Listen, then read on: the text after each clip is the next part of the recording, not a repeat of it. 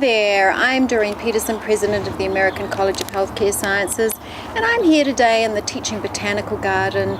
It's a beautiful May sunny day, and we are planting some plants that we lost during the fairly cold winter here this season.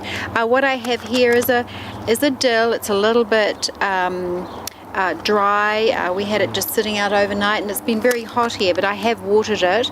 And dill is a very interesting plant. It's from the Apiaceae family. The Latin name is Anethum graveolens, and it of course makes a wonderful essential oil, but it's also known for its effectiveness with fatty fish, where it's both best known used in the kitchen for fish dishes, because it's exceptionally good for the liver. And it stimulates the gallbladder, so it's a wonderful plant to include in your daily diet as preventative medicine.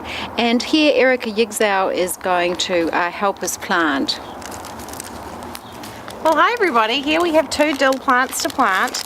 As Doreen mentioned, these are fabulous in cooking, so they're a wonderful addition to any herb garden. They're also extremely attractive, although you might not know it now. We'll actually put some shots in the video of some fully grown dill plants. They grow really well with roses. They attract a lot of beneficial insects, so they're a fabulous addition to the organic garden. These have got a little bit dry sitting out. These peat pots do tend to get quite dry, so I'm going to break this up well.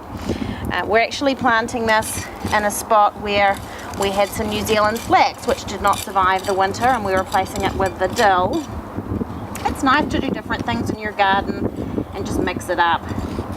You don't always have to stick to the original plan. So we're going to dig ourselves a decent hole there. We're going to go ahead and break that up nicely, break up that root ball, and put this in here, and that's a rock, so we're not going to put that back against the plant. A lot of people ask us about our mulch here in the garden. We use a hazelnut mulch. Hazelnuts, of course, are grown here in Oregon. Oregon is the largest, or one of the largest producers of hazelnuts in the country.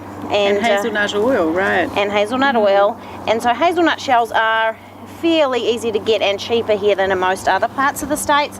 They make quite a good mulch. They don't break down particularly, so they don't really feed the soil as much as a compost-based mulch would. For herb gardens, you don't really need that because they don't need that much compost and rich soil. In fact, planting them in soil that's been had too much compost and too many amendments to it can actually reduce the aromatic compounds in the herbs. So we use this mulch. Our primary reason for using this mulch is actually to keep dogs off the garden, because dogs do not like walking on this hazelnut mulch. So that's one of the reasons that we use it here, because we are open to the public and we have lots of people coming past walking their dogs. So it's quite effective for that. If you have dogs and you want to keep dogs out of your yard, out of your garden beds, then that's quite a good choice to use. We're going to go ahead and plant the second plant. These get to be quite a decent size, probably. In this little microclimate, they'll probably get to be 5 or 6 feet tall. So you want to chuck them around. They really like that. Not. And then we want to give it enough room to grow. So I'm just scooching back here a little bit, because we've got an immortelle plant here. You always want to make sure you give your herbs enough room. So actually, I'm going to put it right here. And it's a good idea to scrape the mulch back just so you don't. It doesn't hurt if you get it in the hole, but it's expensive. You don't want to waste it. And that way you can use it to cover back up where your plant's been. So again, I'm breaking up the pot. I'm actually going to pull this bit off because I just think it wicks moisture away from the plant, and this poor plant has had enough moisture wicked away from it.